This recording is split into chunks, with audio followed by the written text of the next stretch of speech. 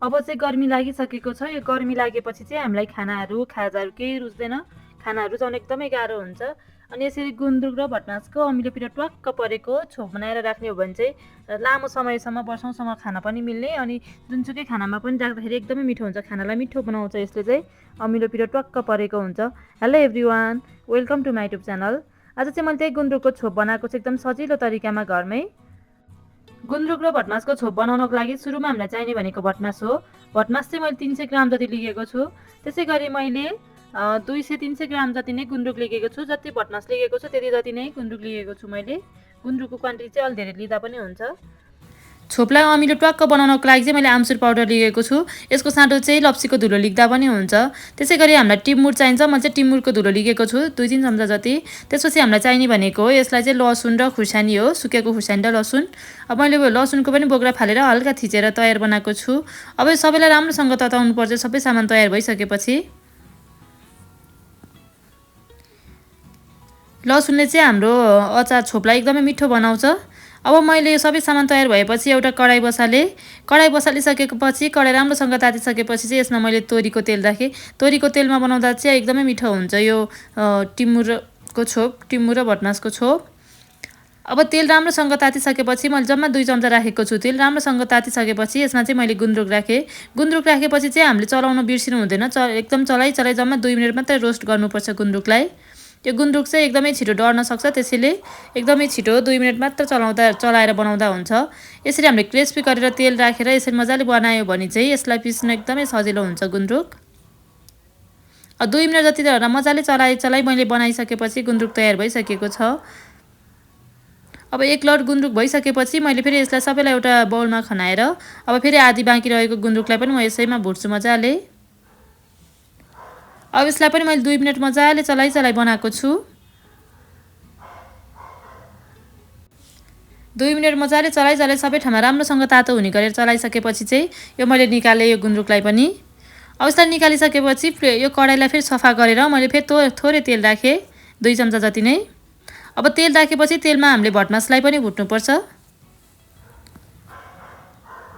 अब तेल तातिसकेपछि भटमास राखेँ मैले। अब भटमास राखेर पनि हामीले राम्रोसँग चलाइ भुट्नुपर्छ। भटमास चाहिँ नचलाइकन भुट्यो भने एक साइड चाहिँ राम्रोसँग नपाक्ने हुन्छ, एक साइड चाहिँ डढ्ने हुनसक्छ। त्यसरी यसलाई चलाइ भुट्नुपर्छ। चलाउँदा यतिको रातो भइसकेपछि चाहिँ हाम्रो भटमास राम्रोसँग पाकेको हुन्छ। अब यो पाक्ने बेलामा चाहिँ ग्यासको फ्लेम लो बनाउनुपर्छ, नत्र भने यो भटमास डढ्न सक्छ। अब यतिको रातो भइसकेपछि मैले ग्यासको फ्लेम लो बनाएर चाहिँ मैले अब भटमासलाई बिस्तारै निकाल्छु। अब भुटेको भटमासलाई निकालेर मैले अघिकै गुन्द्रुकमा राखिदिएँ।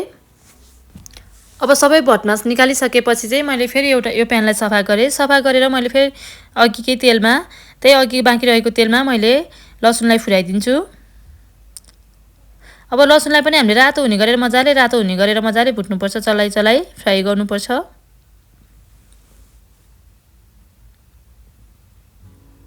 यसरी चलाइ मजाले फ्राई हुने गरेर मजाले चलाइ भुट्नुपर्छ। यसलाई रातो हुने गरेर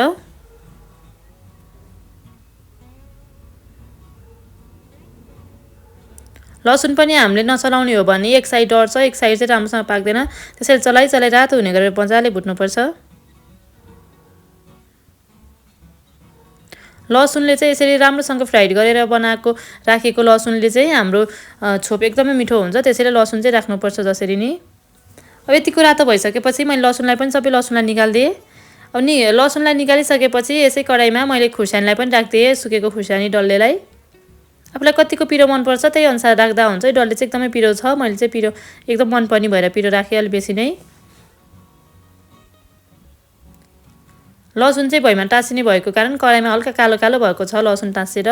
अब खुर्सानीलाई चाहिँ धेरै टाइम तताउनु पर्दैन, यो चाहिँ एकदमै छिटो ड्राई भएको कारण एकदमै छिटो डढ्छ। त्यसैले मैले 2 मिनट मात्र चलाइ भुटेँ, त्यसपछि निकालेँ। अब सबै मसला भुटेर तयार भइसकेपछि चाहिँ यसलाई सेलाउन छोड्नुपर्छ एकछिन र राम्रोसँग सेलाइसकेपछि यसलाई अब ग्राइन्ड जारमा राखेर यसलाई अब पिस्नुपर्छ मजाले। सुरुमा चाहिँ मैले गुन्द्रुकलाई पिस्दिन्छु। अब मैले गुन्द्रुकलाई एकदमै छिटो पिसिन्छ, यो चाहिँ 2 मिनटमै पिसिसक्छ। अब पिसेर तयार बनाइसकेको छु। अब यसलाई म एउटा बाउलमा खनाउँछु। यसलाई खनाइसकेपछि फेरि अरूलाई पनि मैले त्यसै गरी सबैलाई पिसेर तयार बनाउँछु। सबै मसलाहरूलाई गुन्द्रुक, भटमास, खुर्सानी, लसुन सबैलाई पिसेर तयार बनाउँछु। यसै गरी मैले सबैलाई पिसा तयार बनाइसकेको छु। भटमास चाहिँ मैले अन्तिममा पिसेको थिएँ। अब मैले भटमास, लसुन, गुन्द्रुक सबै पिसे तयार बनाइसकेको छु। यो बलमा चाहिँ अलि सानो हुने भएको कारण मैले अघिकै बाटामा चाहिँ अब म सबैलाई राखेर अनि सबै मसलाहरू मोल्छु। मैले अर्को ठुलो बाउलमा नि खनाउँदै छु। अब सबै भटमासहरू सबैलाई यसमा खनाएर अब यसमा चाहिँ नुनहरू राख्नुपर्छ हामीले। त्यसपछि राम्रोसँग मिक्स गर्नुपर्छ। यसमा मैले सुरुमा चाहिँ नुन राखेँ। नुन चाहिँ हामीलाई अलिक बेसी चाहिन्छ किनभने यो अचार हो, अचारको लागि अलि धेरै नै नुन चाहिन्छ।